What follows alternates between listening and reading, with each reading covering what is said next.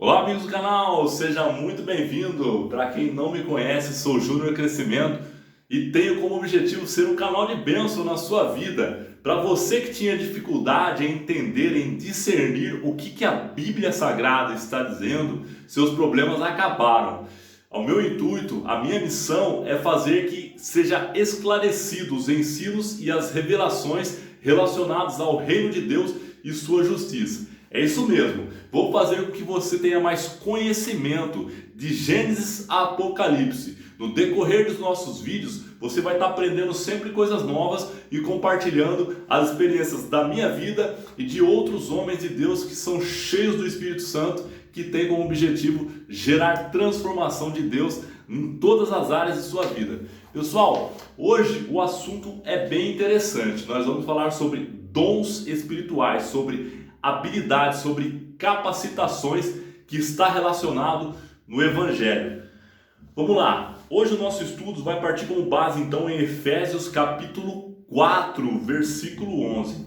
Lá está falando que Deus, no fato de Jesus ter realizado a obra dele aqui na terra, quando ele subiu aos céus, a Bíblia menciona que ele derramou o Espírito dele sobre aquelas vidas pelo qual ele já tinha mencionado que o dom, a promessa, o selo seria o Espírito Santo de Deus que estaria fazendo morada no coração das pessoas que o buscavam e pelo qual ele passou um período discipulado. E lá em Atos capítulo 2 você vê claramente o que Jesus havia mencionado, que ele encheu do alto da cabeça até os pés homens e mulheres que estavam reunidos em um determinado lugar e foram cheios do Espírito Santo, pelo qual dali houve capacitação especial para que ele fosse canal de bênção de libertação, cura, renovo, anunciar poderosamente o Evangelho. Até porque o apóstolo Pedro, quando estava naquele lugar e foi anunciar aqueles homens ali que estavam ao derredor ali, a Bíblia menciona que aproximadamente 5.000 almas se converteram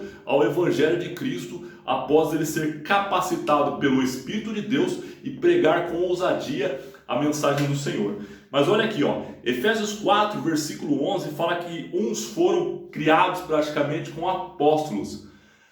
Como assim? A capacitação do Espírito Santo de Deus, como corpo de Cristo, ele designou pessoas para uma missão aqui na Terra. Existem falsos profetas, e a Bíblia deixa bem claro sobre isso, mas também existem verdadeiros homens e mulheres de Deus. Então, em Efésios fala que houve uma divisão para que o corpo fosse edificado. Uns foram separados para se tornar apóstolos, outros como profetas, outros como evangelistas, outros como pastores e outros como doutores da lei, homens extremamente experimentados, com uma expertise acima do normal, uma habilidade surreal para que viessem ensinar os ensinos sagrados. Já em Coríntios, 1 Coríntios capítulo 12, versículo do 8 até o versículo 11, você vê ali que o mesmo Espírito de Deus, ele distribui às pessoas. A Bíblia fala o dom de sabedoria, uma capacitação para a pessoa se tornar sábia. Outros, o dom do conhecimento. Outros, o dom da fé, uma fé surreal, acima do normal, para realizar as obras. Outros, o dom de curar enfermos. Pessoas que estão passando por aflições, a pessoa recebeu uma capacitação especial para curar enfermos. Outro, operação de maravilhas. Operação de maravilhas seria aqueles dons extremamente sobrenatural que é usado aquela pessoa, por exemplo. Houve situações que, acredite, houve situações que pessoas estavam centímetros de diferença de uma perna da outra, via homens de Deus através de vídeos, através de reuniões de cultos, onde houve pessoas que, de certa forma, aumentaram aquele pouco centímetro de diferença da perna, a perna ficou igualada, uma perna que era desigualada, era desigual uma da outra. Houve uma manifestação sobrenatural onde os membros ali ficaram iguais. E olha só que legal aqui, além de ver esse dom aqui de operação de maravilhas, que é esse dom, habilidade, o dom de profecia, a pessoa profetizar, dizer algo da parte de Deus e realmente acontecer. Alguns usam através de tal. Eu vou falar alguma coisa sobre esses dons que vai ficar bem claro para você entender. Outros discernimento de espíritos, outros variedades de língua, repartindo particularmente a cada um como quer. Vamos lá. Vamos falar um pouco sobre o dom de sabedoria. Como que funciona o dom de sabedoria?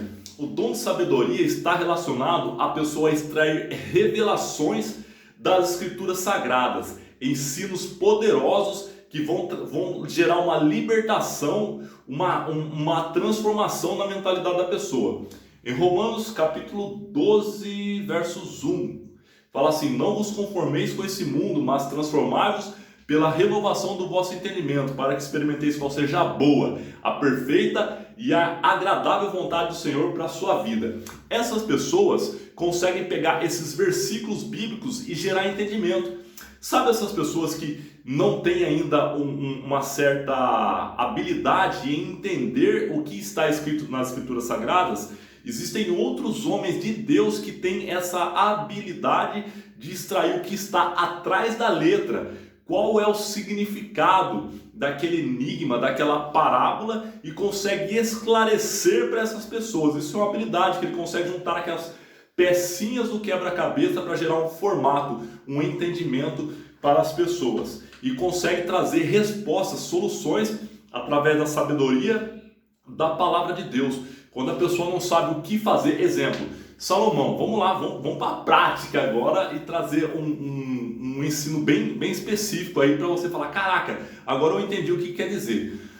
Houve duas mulheres que na época antiga do Antigo Testamento ali, o que ocorreu? Elas ambas tinham um filho, uma criança, e elas estavam dormindo juntas dessas crianças, compartilhavam a mesma cama. Imagina uma cama grande, só que o local que elas estavam era pequeno. E aí o ambiente daquela casa era pequeno. Então eles tinham uma cama maior. Teólogos afirmam que era grande aquela cama, mas só que daí o que aconteceu? Ambas tiveram as crianças quase juntas ali, no mesmo período da época. E aí uma rolou durante a noite e acabou sufocando uma das crianças e morreu.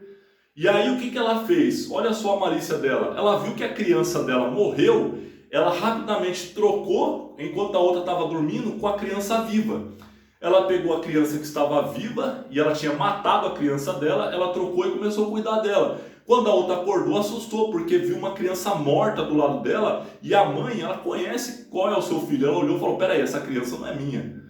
E aí elas foram levadas essa causa a Salomão, ao rei Salomão, e falaram assim: viu, é o seguinte, duas mulheres, aí imagina só o cara chegando e falar assim: ô Salomão, meu rei, meu senhor, é o seguinte, tem duas mulheres aqui que trouxeram uma causa diferente aqui.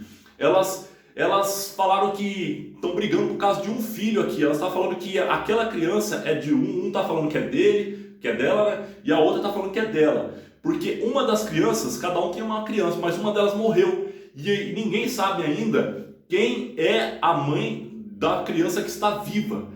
Ambas, as duas estão falando que a criança que está viva é dela. E a que morreu, uma fica culpando a outra, falando: não, a criança que morreu é sua. Não é sua, não é sua. O que está vivo é meu. E aí o que aconteceu? Sendo do mesmo sexo a criança, ela pegou e falou assim, ele falou assim: bom, vamos fazer o seguinte, eu vou resolver essa situação de uma vez por todas. Ele usou de sabedoria. Ele falou: ele já sabia na hora ali quem é que estava falando a mentira por um teste que ele iria fazer. Olha só. Ele falou: traz aqui uma espada. Aí veio uma pessoa com uma enorme espada. Aí desembanhou aquela espada lá, gigante, falou: coloca a criança aqui no meio, aqui da mesa. Vou fazer o seguinte, para acabar com essa briga aqui, eu vou pegar essa criança e vou partir no meio. Quando ele pegou a espada, uma das mães ficou quieta. A outra, quando ele levantou a espada para decepar, partir a criança no meio, falou: vou dar metade para uma e metade para outra. A verdadeira mãe se manifestou. Fazendo o quê? Falou: por favor, não mate essa criança, meu rei. Antes, entregue ela a outra, porque eu sabendo que a criança está viva, meu coração já vai estar aliviado, já vou estar contente. Já a outra mãe, quando o Salomão percebeu que ele iria partir a criança no meio, a outra não falou nada, do tipo: já que não vai ficar para mim, não fica para ela também. Ela pensava um pensamento mais mesquinho, porque a dela já tinha morrido. Ela mesma, sem querer, acabou matando, assassinando a criança enquanto estava dormindo. virou do colo ali e acabou tampando, sufocou a criança. E aí, na hora, todos ficaram maravilhados com a sabedoria de Salomão, porque ninguém sabia de fato quem era a mãe verdadeira. Na hora, o Espírito de Deus havia capacitado, dado uma ideia a ele, a solucionar esse problema. A sabedoria, ela é muito utilizada para solucionar problemas e criar coisas, experiências, coisas que vão transformar a vida das pessoas ou afetar a humanidade para crescimento e desenvolvimento.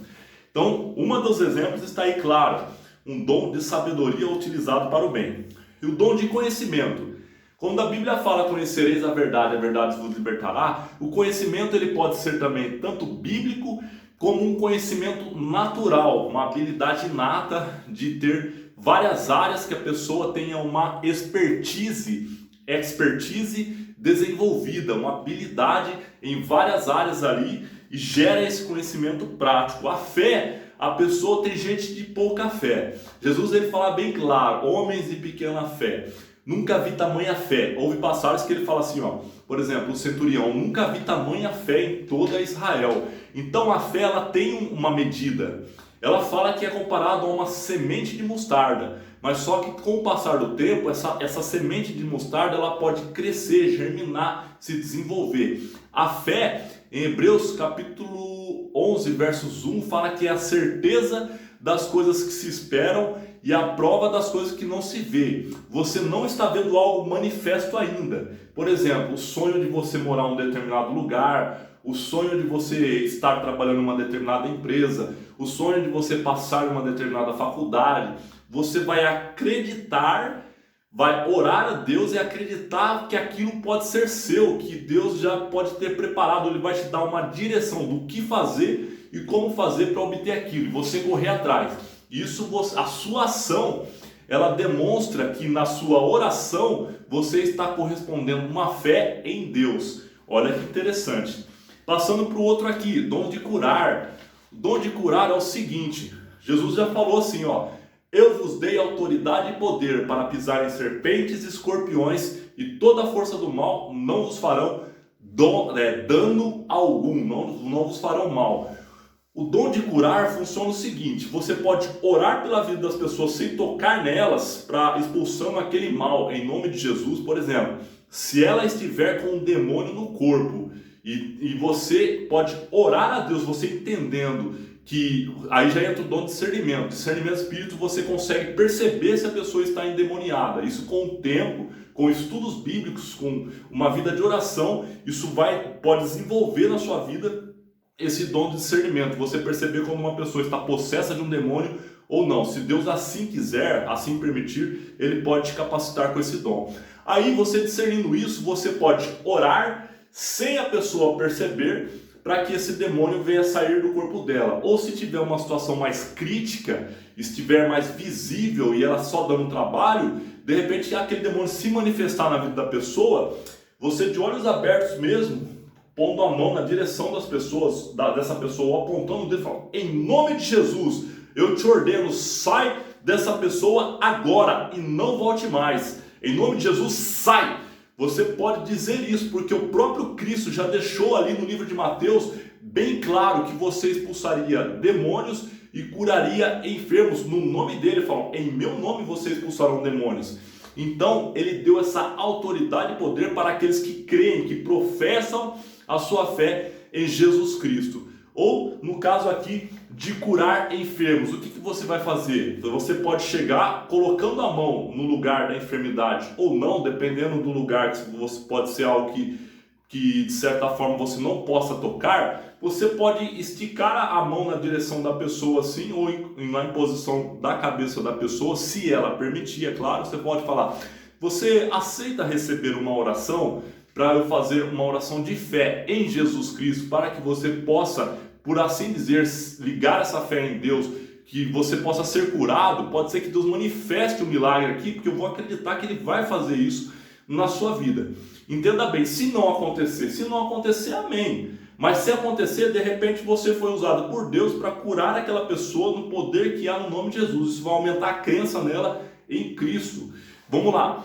E aí você vai falar, em nome de Jesus, que essa enfermidade venha a ser retirada, por exemplo, se é da perna da pessoa, que essa enfermidade venha a sair da perna dessa pessoa agora, que ela seja curada agora, restaurada. Se ela tiver, por exemplo, uma dor na perna, em nome de Jesus, que essa cãibra, essa dor na perna, sai agora, em nome de Jesus, seja curada, receba a cura. Aí você fala o nome da pessoa, vamos dizer que ela se chama Andréia, estou dando um exemplo.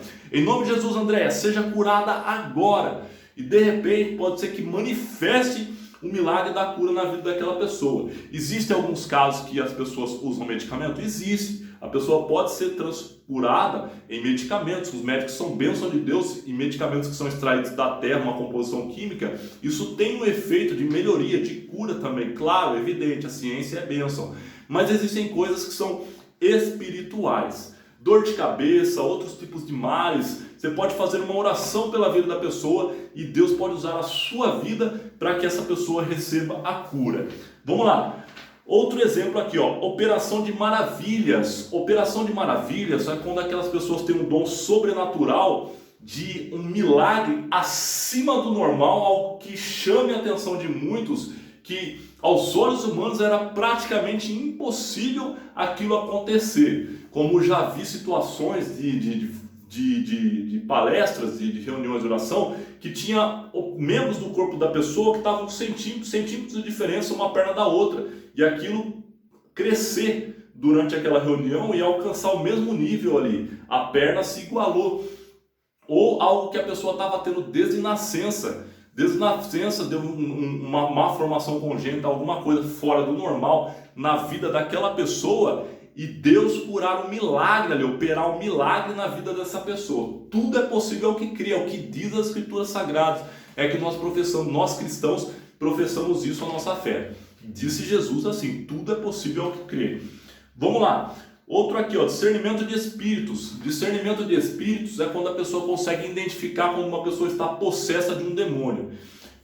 Em alguns casos, o rosto da pessoa ela transfigura, ela muda a aparência física, a cor da pele, a forma, o semblante dela, ela fica um semblante maligno, um semblante de quem está revoltado, querendo destruir, ou desanimado, ou abatido, dependendo da situação. Para quem tem esse dom, essa habilidade, essa sensibilidade espiritual, ele consegue enxergar se a pessoa está endemoniada ou não. Caso ele enxergue isso, normalmente o discernimento ele já vem também com o dom da cura. A maioria das pessoas que tem o dom do discernimento, ele consegue também ter essa habilidade em curar. Por isso ele vai orar por aquela pessoa, para que esse mal venha a ser expelido do corpo daquela pessoa, esse demônio venha sair do corpo dessa pessoa. O que eu recomendo para quem tem essas habilidades especiais, sempre busque tirar pelo menos um dia na semana de consagração em jejum. Aí a carne vai enfraquecer e o seu espírito vai fortalecer. Você vai potencializar esses dons para que seja usado para a honra e glória do Senhor. Vamos lá. E nisso tem o de profecia também, ó. De profecia quando a pessoa sente algo de Deus, de lançar sobre a vida de uma pessoa conforme a direção do Espírito Santo de Deus.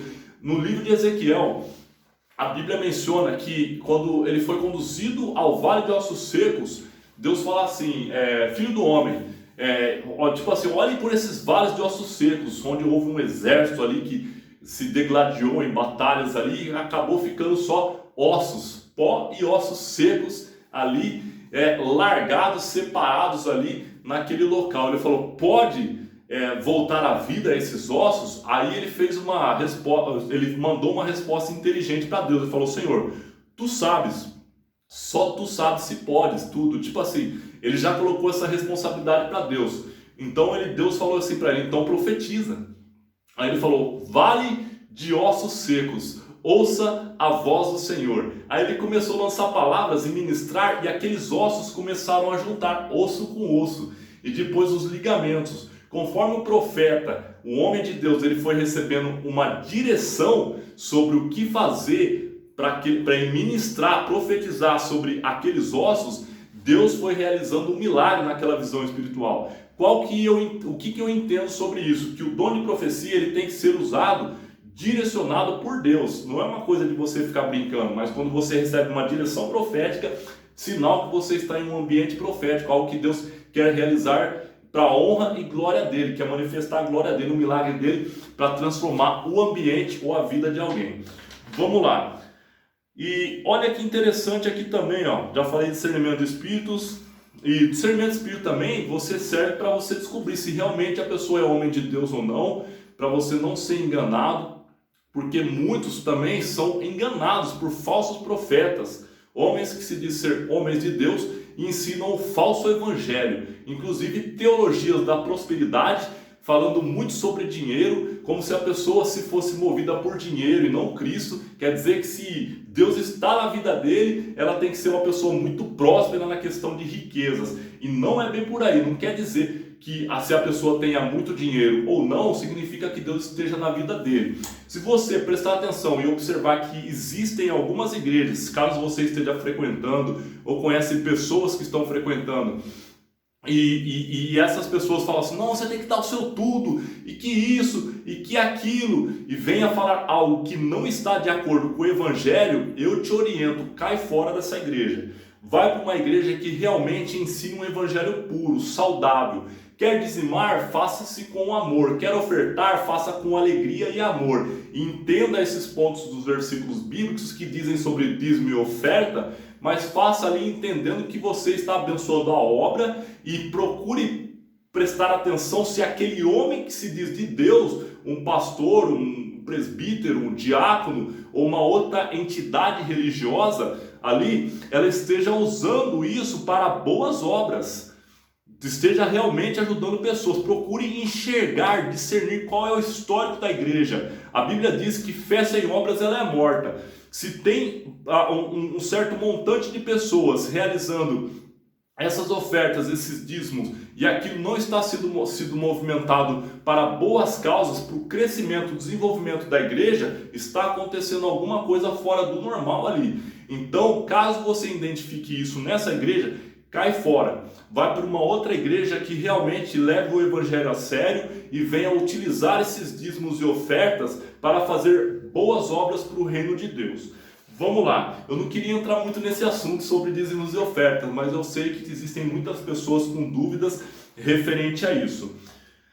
Variedades de línguas. Variedades de língua é um dom, uma capacitação que você vê em Atos capítulo 2, que Deus, a Bíblia menciona que desceu como se fossem línguas de fogo no alto da cabeça daquelas pessoas, que Jesus já falou, fiquem em um determinado lugar, que ali vocês seriam cheios do Espírito Santo.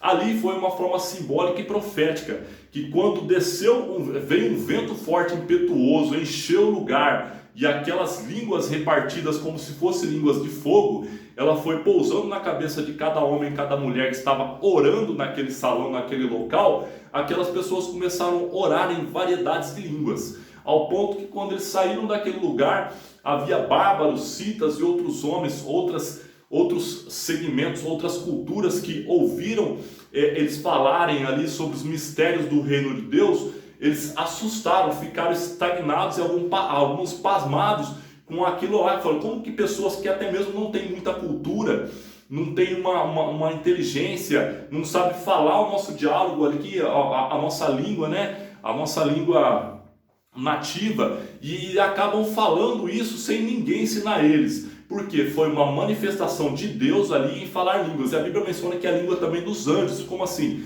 É uma língua espiritual que nem mesmo o diabo ou os demônios elas entendem isso. Quando a pessoa realmente ela tem esse dom espiritual, aquela oração, o Espírito Santo de Deus, ele vai orar pela vida da pessoa, que ela se torna um templo do Espírito Santo, e ela vai clamar, vai falar, vai dirigir uma oração que somente Deus vai entender o que está sendo falado naquele exato momento. Isso vai ser para a edificação do profeta, do sacerdote, do homem de Deus, pelo qual tem esse batismo de línguas estranhas. Qual que é a diferença? Que tem gente que tem dons também de interpretação ali. Alguns não têm dom só de línguas estranhas, outros de interpretação. Tem que ser usado de forma inteligível, de forma inteligente, não ser usado à toa. Por exemplo, se você está no secreto, na sua casa, você pode colocar um louvor de fundo. Se você tem esses dons, você pode ministrar e falar com Deus, seja no carro, seja num ambiente mais particular ou no momento de culto. Se você sentir essa direção de Deus, você pode fazer sim, com livre e espontânea vontade, fluir no Espírito ali, que com certeza você vai sentir uma unção sobre a sua vida.